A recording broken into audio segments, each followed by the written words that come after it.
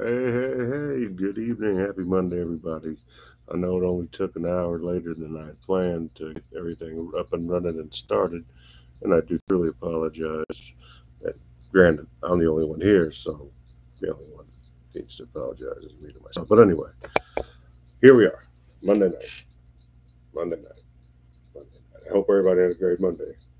I got my four-legged friend with me. He's half passed out, half asleep right now. And I'm coming on tonight because I got nothing else going on, so why not? But I wanted to come on and I'm going to talk about a few things that I wanted to speak of in particular. And I know it's probably been talked to death, but I've got a different view of certain things when it comes to what's going on here between eBay and breaking and who they're allowing, being approved, etc. And the fanatics trying to lay down the law on how they want things done, how they want you to set up your store, and how they want you to essentially help them build their business. So I'm gonna give you my opinions. I'm gonna tell you a little bit about how I see things and how I look at it, and it's just talk. So I'm not the authority, like I said before, on anything. I'm just a guy named Max. But you know, I've got a little bit of insight. So let's start out with just some basic business. Some basic business, economics, and supply and demand 101. Nothing that's going to be new to anybody, or I hope that it's nothing new to anybody. But basically, I'm going to refer back to my notes so I don't get too sidetracked. That happens with age. But with supply and demand, we have basically goods or services that will either be in demand and in supply. And what happens is there has to be a balance, just like in everything else. So if you have more supply than you have demand, then the price is going to fall simply because nobody wants it. So if you got a product that people do want, you got a good product, it's going to sell, and it's going to do so consistently based on the law of supply and demand. So supply and demand is pretty simple. It really is. There's not it's not splitting atoms. It's not quadratic equations. It's basic business stuff. That's one. Okay. And then the other thing that I wanted to talk about while I'm on the subject of basic business 101, we talked about supply and demand. Like I said, with supply and demand, if you don't have balance in supply and demand, if this is my right hand is going to be my supply, and it's way up here, my left hand, it's going to be demand for my supply, and it's way down here. This is going to be a shit number because nobody wants it. It's a simple thing, very simple. So, supply and demand, you should have learned this shit a long time ago. If you didn't, I'm not the guy that I'm no teacher, believe me. Not that I couldn't do it, it's not my thing. So you know, I'm here to talk. I'm here to basically give my viewpoint, my opinions, and share my thoughts and feelings. And if we make some friends, get some followers, some subscribers along the way, that's fantastic. But if not even a single person watches what I do, listens to the thing I have to say, that's perfectly fine. That doesn't bother me at all because what else am I doing right now? Not a whole lot. And when I say that, I do things. I keep myself busy. I do things that I'm able to do without, putting myself in a position to injure myself or get hurt. So, I keep myself occupied. I really do. But the next thing that I want to talk about, and it kind of has a direct parallel to sports cards in particular, is money, actual cash. I'm talking about paper money. So, and I'll compare it to the bulk wax or the mass wax era. That's what I call it. I won't refer to it as anything else because it's exactly what it is. There's no junk about it. It is just overproduction. And in today's day and age, we have the same thing, but nobody seems to really. It, Either nobody realizes the same thing is happening, and we're on repeat with this whole bulk wax, mass wax, or nobody cares. Either way, for every action, there's going to be an equal and opposite reaction. So, with that in mind, and the correlation between money and sports cards is pretty simple. And I noted it here of what I wanted to say. Let me put it basically in comparison to how the government operates. Basically, what happens is if you have too much money in circulation and you print too much money, it doesn't do anything but create instability in the prices of goods. Okay? So basically, what I'm saying is that the more money that is out there and in circulation, it is foolish to think that that money is going to be taken and spent back into the economy. As you would think of people are going to go ahead and spend it, but that's not necessarily the case. People got money, they're going to hold on to it, others won't. But it's not anything that you're going to be able to predict 100% accurately that's going to happen. But what you can predict that's going to happen based on history and just common sense in economics is the fact that if you print too much money, the money becomes worthless. That's the simplest way to put it. And the same goes for sports cards. So, in the sense of overprinting, we've done this already. This isn't anything new. They're just doing it in a different way. Whether you've got a parallel, whether you've got a silver prism, or a cracked ice, or one of the other exponentially crazy number of cards that are out there that are variants of other cards, that doesn't necessarily mean that it's not being printed in mass unless they're serial numbered. And at least in that case, for that specific variation, you're able to more or less determine that there are only X amount of cards printed like this. Now, that's not to say there's not X amount of cards printed like this in a different color.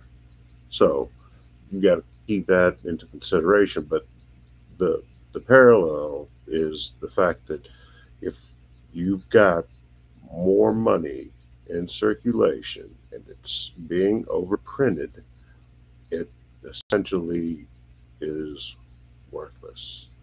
And I'm not going to get into economics with the Fed and everything else. That's a different topic. So if anybody's ever interested in talking about it, I'd be glad to talk about that as well. And then the other thing I want to talk about, let me go back to my notes here. And I'm just happy to be live again. And I know there's not a single person on here right now watching, and that's perfectly fine. You know why? Because this is something that I actually enjoy, whether or not anybody watches or not. For me to talk, even if it's just to keep my four-legged friend over here company and myself sane, that makes me, there's nothing wrong with that. It's okay. It's fine. My wife, my kids are all out of town for the holidays. They're doing their thing. I'm here to make sure that he's okay. And, it saves money from having to put him in the boarding. And I love him. So he's super cool. He's my buddy. Hangs out with me a lot since I've been unable to do things that I once was able to do. It really is. You know, they're not called man's best friend because they're not man's best friend. There's truth to that. Anyway, so we've covered supply and demand. Okay. I think we all understand that. We should have probably understood it at an early age. We should have been taught how to, balance checkbooks and do other things while we were in school. But uh, I don't know, maybe some of us were, maybe some of us weren't. But back to where we are going, and there is a method to my madness and a point to what I'm saying. And hopefully, you'll be able to pick up on it here as we dive in a little bit deeper here in a moment. So we understand that the printing of more money, okay, it will, it's not a matter of can, it will cause inflationary pressure. So as more money is circulated within the economy, okay, economic growth is not more likely to occur. However, the risk of price destabilization is not only likely to occur, but it will occur. And then specifically, when we talk about sports cards, you can look at what happened over the course of the last 2, 3 years since the pandemic, right before it, during, and now aftermath, where prices have been with certain cards or cards in general. They're all over the place. You think they've settled down? I don't know. I'm skeptical about that. Uh, I don't think they have. I don't think they have simply because the market itself right now is. I don't want to use the word turmoil, but it's heading into uncharted waters to a point, but more so just to, and it's almost you can call it a monopoly if you want. If you got a company like Fanatics that they bought up Panini, who started out as a sticker company by a couple of brothers in Italy back in the 60s, if I'm not mistaken. They bought that up and they've got the majority of the licenses to all the major sports. And then you bought on Top slash Bowman, they've got the other licenses. You're left with what? Upper Deck, you got Leaf, Hit, Sage, and then I don't know what, Generation Next, and then you got your custom cards. If I'm missing anybody, leaving anybody out, I don't mean to, it's just, it is what it is. And I'm sure that there might be some little small card companies that nobody's ever heard of that are out there. And, there's little promotional things that come out as well. So there's other options out there, but for the most part, excuse me, CDs are driving me crazy. And I also apologize as I'm feeling a bit parched, so I'm going to take a drink. Excuse me.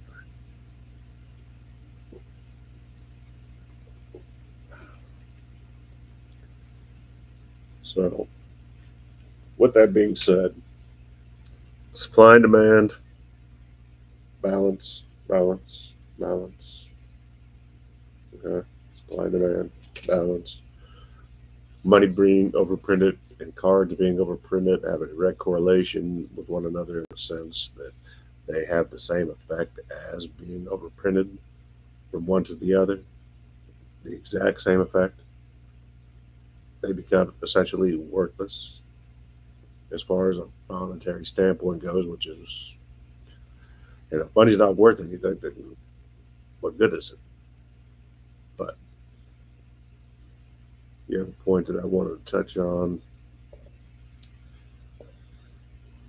aside from that, like I said, it's the money and cards, the overprinting of it, it lowers the purchasing power and the value of the money, if you believe that, because of it being overprinted.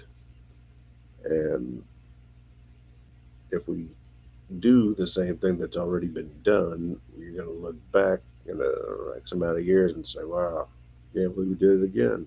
Well, we're probably going to be doing the same thing at the same time, saying the same shit. So that's a definition of insanity, but that's okay.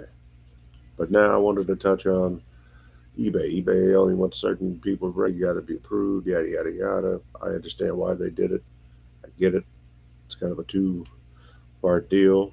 They don't want the liability of anything coming back on them, and they don't want to ruin their business. And we also have to understand that eBay's, as far as e-commerce goes, the longest tenured and the largest one that I can, I'm pretty sure that they are. I cannot, I can't think of a larger platform than eBay that's been around any longer and more established.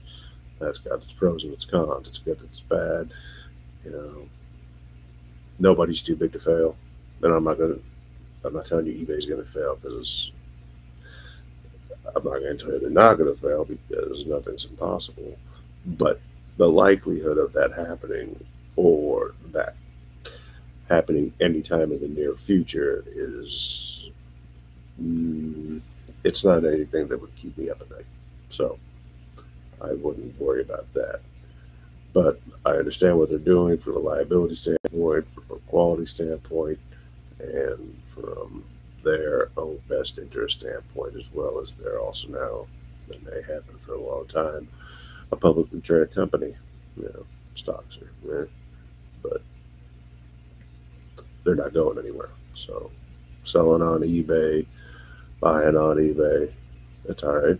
It's just the same as it always has been. It's just very, I don't want to use the word dated so much. I think it's just that people have become complacent to it. It's their ride or die. It's their go-to to get stuff.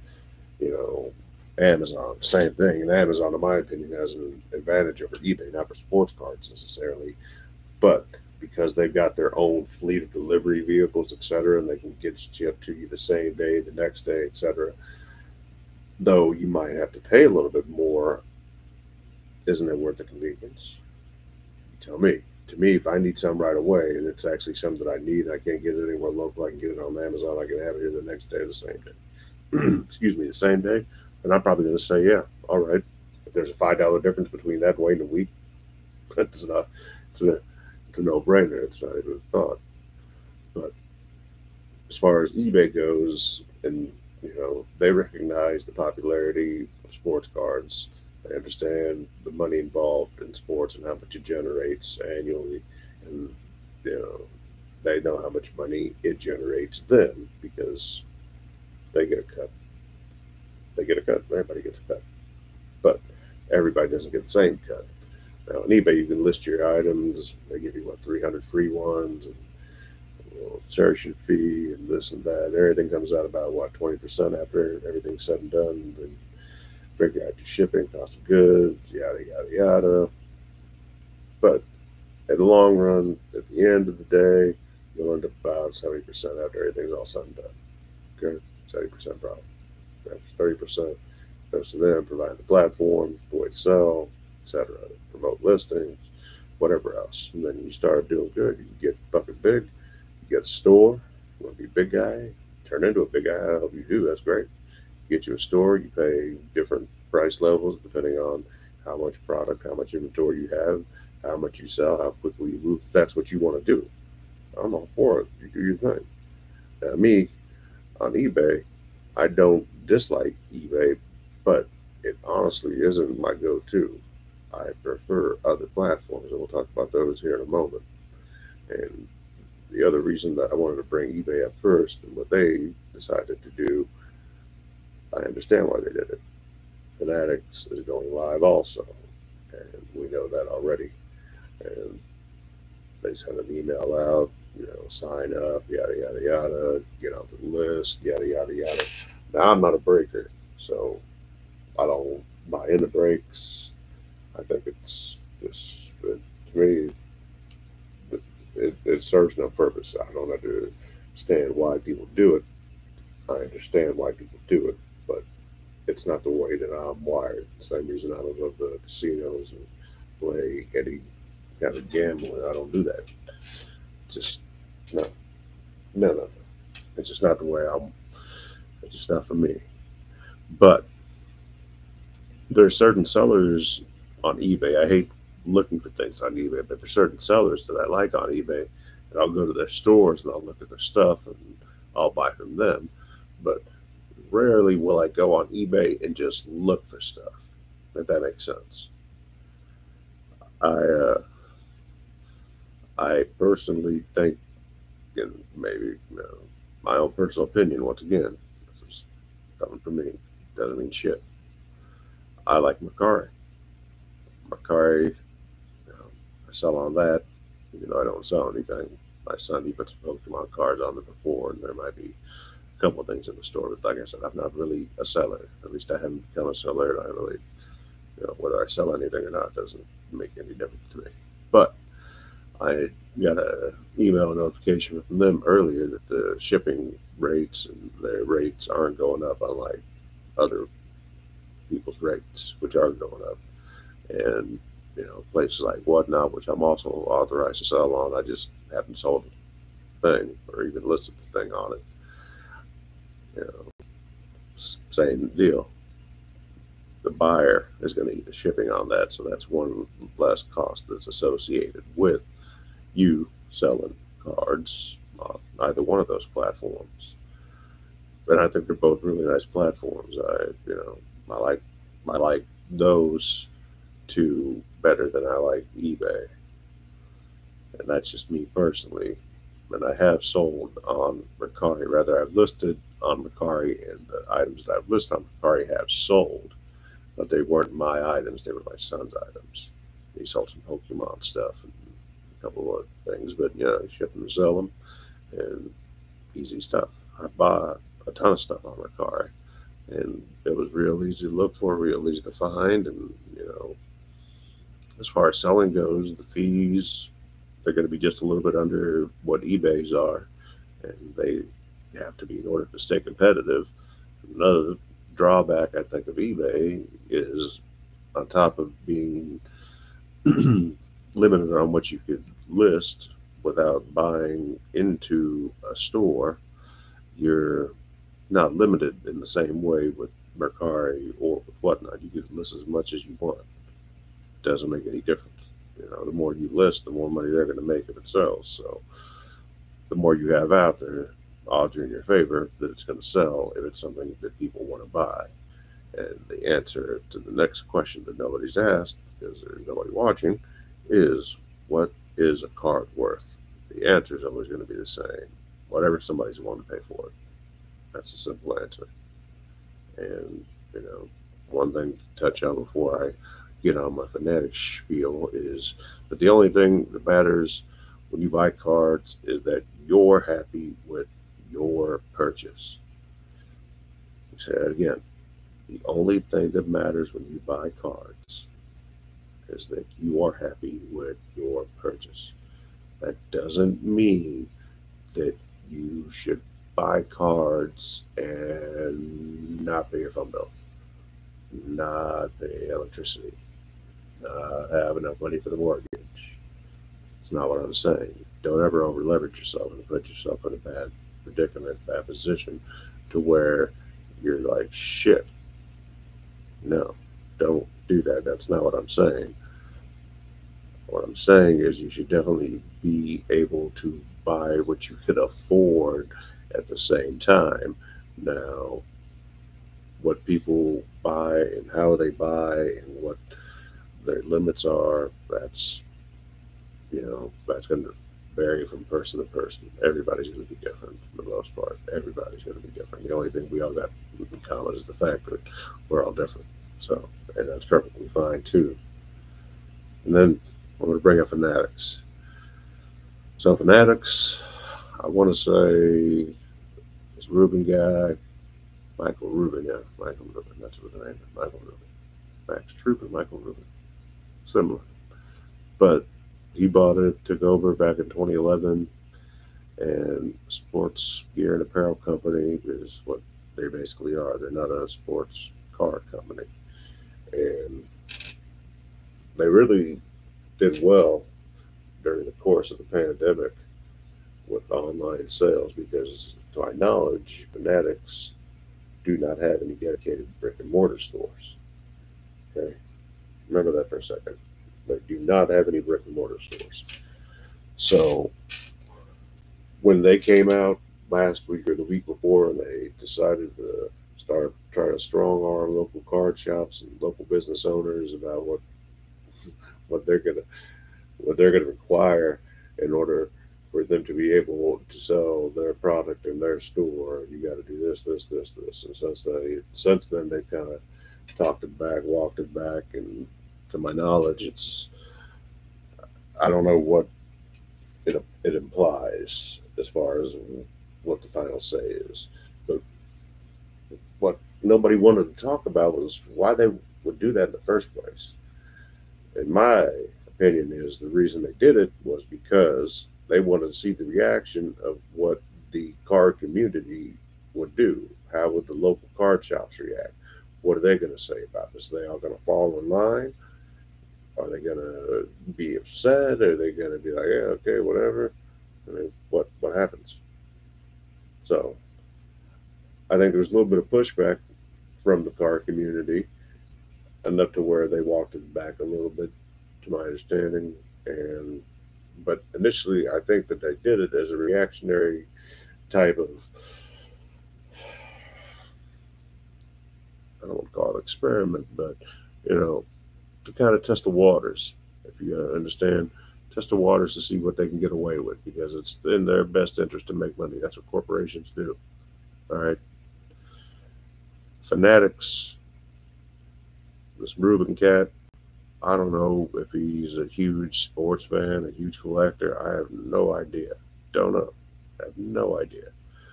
But I can tell you that he is smart enough to know that the sports card industry is more profitable and more lucrative than the sports apparel industry. Otherwise, he wouldn't be buying up Tops, Panini, and who knows what else. What is interesting to me is that if he decides that, you know what, I'm probably not going to get a lot of these guys to fall in line. I understand it's their business. They work hard to get a business. You know, maybe the best thing to do is get contracted and make a partnership and agreement with another large retailer and just put our wax in their stores. And it's not going to be like your local card shop. It's going to be like a nicer version of a Walmart or a Target, all right, or a Major, or wherever you are in the country, wherever you go, wherever you can find cards, whatever. So, what would stop a company like Fanatics that's been buying everything up that they can from investing in either a partnership, a collaboration with some other large retailer to sell their product, or to go ahead and put up some brick and mortar shops of their own to where they're just selling their products and apparel out of those places. They could put them in stadiums and little stands. I mean, there's a lot of different ways. These business people think big, they don't think small, all right? And they're not afraid to take risks. They'll take whatever risk is necessary in order to make a dollar. Because if you don't know anything about the way the laws work for corporations, it is illegal for corporation stockholders to not make money. All right, digest that for a second. I'll add to it. It is not only illegal for a corporation's shareholders, stockholders to not make money, it is also legal to make sure that making money at the customer's expense is not illegal, meaning that as long as the stockholders and shareholders are making money, fuck the consumer. And if you think about this, these modern cards that come out, whether it be by Panini, by Topps, by Bowman, and I'm Leaf is separate because Leaf is kind of an anomaly to, I think, that quality control, because I feel from what the Leaf products, the higher end stuff that they put out, I mean, it's really not. I'm looking at some of the stuff I got right now, and I got a beautiful Shaq Auto with a relic in it, numbered out of 6, I think, and I got a Larry Bird that's low numbered, and I got a Magic Johnson that's low numbered. And I mean, they're just beautiful cards to me. They're very nice. The autographs are clean, and I love them. And these modern cards that I'm seeing nowadays, you thought the fucking quality control was bad back in the 80s and 90s. With the technology implemented in now, you would think that the cards you pull out of a pack should be perfect in all tens. Fuck no, not even close. They're putting out garbage because they're just putting out garbage because they can, because they know you buy it, and they'll know you buy it for whatever price they put it out for because you're fucking. What else are you gonna do? That's what you do. It's your thing. So with that comes, you know, these ridiculous price points that we're at now between paying for prospects like, and I'm not saying anything bad about Mr. Wembanyama. I hope he does great. I hope he has a long, injury-free career, and he, really leaves his mark on the league, and he really shows everybody that he is everything that they say he is. So I wish him nothing but the best. Nothing bad at all about him. But I think it's crazy, crazy.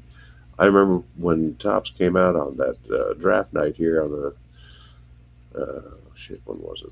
Whatever the fucking draft was last week, whatever, 22nd. I don't remember. Anyway, Tops came out with the Tops now, Wembanyama, and then it was like I looked, it was $P. People sounded cheap. And then the next day they were a few bucks. I'm like, damn. Now the next day they're even more. Next thing you know, these things right now are just going for obscene amounts of money, and I can't understand why people are so inclined to want to pay that much money for somebody or something that's never played in the NBA. He's never played against pros, and from what I understand, his first workouts, practices, everything. He didn't wow anybody. Excuse me. Hey Murph, get out of there, buddy. Murph, get out of there. Get out of there, buddy. Murphy's the name of the dog. He's a sheepadoodle. He's extremely smart. Mental giant. Murph. Hey. No. Anyway. Uh, so, I lost my train of thought there for a moment. Sit, buddy. Sit. Hey, that's Murph. Yep. So, yeah, I remember now. So, the quality control, it isn't there. The product price, it's nonsensical just to buy it. I think they market and cater towards adults that were once kids that collected 30, 40 years ago, whatever. And now that they got money, they're marketing to the same guys. And, guys like me may have the means to do so, can afford it, and we buy it and we're good, fine. But that's not everybody. I think that as a kid, when I was a kid, it was a lot easier for me to come up with 40 cents to buy a pack of cards, a dollar, whatever. Shit was cheap than it is to buy a pack of cards now, which shit, I mean, it's crazy. It's crazy, and it's just greed. A lot of it has to do with greed. And if you think that Fanatics has a love or a passion for sports cards or the hobby, you're you're you're you're lying to yourself. I think that you have a company that's trying to become not only the manufacturer but the distributor and the dealer at the same time. They're just trying to do it in a way that they don't violate any antitrust laws. But you deal with intelligent people, and they will come up with intelligent methods to come up with intelligent solutions to complex problems. That's what they do. That's what happens. But I don't think it's a good thing. I really don't, because they, in my opinion, based on what I read, and I've got some Fanatics clothing, they're just shirts. I'm Russian, so I like Adidas. We Russian, we wear Adidas tracksuits. That's what we're known for. Adidas and Reebok. That's what I like. I don't fuck around with Nike. I got Jordans. I got a shit ton of. I got a lot of Jordans. You can kind of. I got that white jersey right there. It's number 44. You know what 44 is? You will. Mr. Pete, Mr. Maravich. May you rest in peace. Yeah, the only cat I know that had a pistol on the back of his jersey. Yeah, I got another one over there, blue one, back when he was playing for Atlanta. I got. I'll take you on a tour. I'll make a video. We'll go around. I'll show you my sorting tables, my storage boxes, my sorted stuff, my PC stuff, and just things I like to have around. Just whatever. But that's on another topic. I don't want to get too far off, and I've been on for 35 minutes. Time flies by quick, especially when there's nobody else on communicating with you. So it's perfect. I got the dog, and he's kind of skittish right now with the people with the fireworks, so that's why he's out with me in case my wife decides to peek in and watch us at some point. And wonder why he's not in the kennel because he keeps freaking out and gets a little bit skittish, and I don't want him to lose his mind. He's a good boy. How you go, buddy? It's all good. Nothing to worry about. You're okay. Sit down. Don't knock anything over, bud. You're good. You're good. You're a good boy. You're a good boy. So, yeah, fanatics trying to monopolize the card game, the sports hobby. They don't give a shit about anything but making money, in my opinion. But I guarantee you, from my experience, and even as a business owner, when I had my Goodyear, I went back and forth. I wasn't a franchise. I was a sole proprietor of it. A proprietor of it. Basically, the only thing that I needed to do for Goodyear was purchase X amount of tires through them, and that was it. They never told me how to set up my shop. They never told me how to run my business. They never did anything because it's not a one size fits all type of formula. My demographic where I wasn't the same as another Goodyear that might have been in a more affluent location. So what works for one person, just like in anything else, might not work for the other. So I wasn't going along with everybody else and just doing what they said was right because that wouldn't work for where I'm at. So to me, I think that Fanatics is, like I said, I don't think Fanatics really cares about local card shops. Otherwise, they wouldn't have pulled that shit and tried to strong arm people when they did. eBay's watching out for their own ass and for the people that they lose. If Fanatics doesn't gain, they'll end up going to Whatnot or something similar.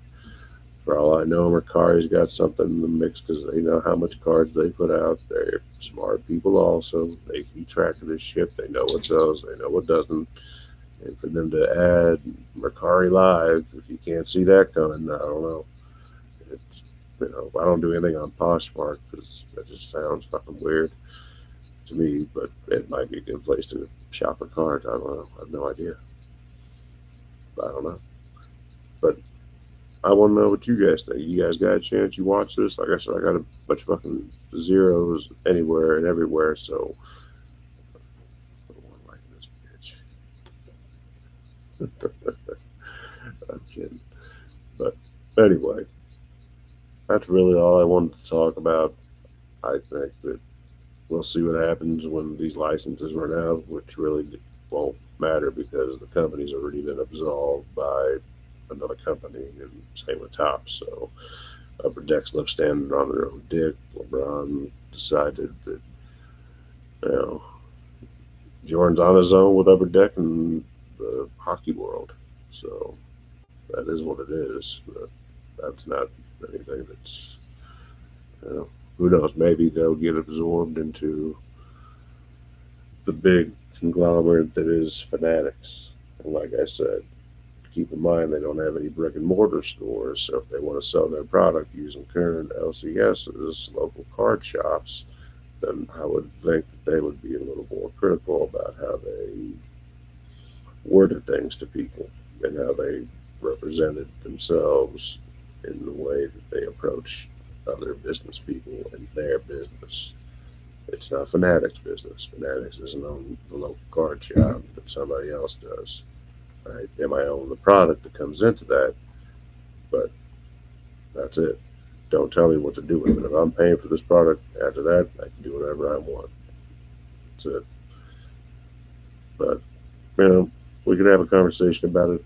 I know right now about myself, and I really didn't expect anybody to be on, especially after I was having as many problems as I was having with the cameras and everything else. So I did a little bit fucking around on the computer, figured out a different way to get on, get online, made it all new, and here I am. But anyway, in case anybody couldn't recognize me from yesterday's, because I shaved, but no, I look 30 years younger. It's amazing. Got a full head of hair though. Can't beat that. That's good, right?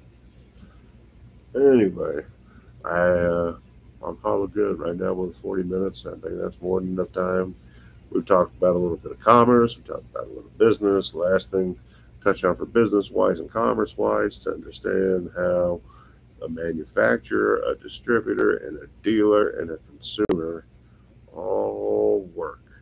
And what will happen is that Fanatics, if it goes the way it is, then they're going to be potentially, minus a consumer, be all the other three, the trifecta, manufacturer, the distributor, and if they get brick and mortars or put in something contract wise, collaboration wise with another large retailer, I don't mean like Walmart or Target. I mean something else, somebody else that also sells their apparel product currently that they can get in, get a little section, have a little Fanatics, or like I said, you do it at stadiums. They can figure out a way to put anybody they want out of business, but you know, it'll be a secondary market again in the way of card shops and the products that they'll have for singles, because I don't see Fanatics putting up any kind of brick and mortars that would have anything other than their product. So that's my take on it. That's what I think. That's the way I see it. If you agree, great. If you don't, great. It's cool. You don't hurt my feelings. It's all good. But anyway, I'm gonna call it good. I'm gonna try to calm him down, and I'm gonna relax a little bit, get ready for tomorrow. America, the beautiful, got another birthday coming. So, other than that, guys, that's all I got tonight. Thank you. If you ever do get a chance to watch it, I appreciate it. If you like what I got to say, you think that I got something to add that's relevant, then please, by all means, subscribe. Get your friends, see what they want to say. If you ever want to join me and talk, I'd love to have you on, whoever you are. Wouldn't bother me a bit. I think that'd be really cool. But other than that, I wish you guys all the best. I wish you a good night. Stay healthy, stay happy, stay safe. God bless. Happy 4th.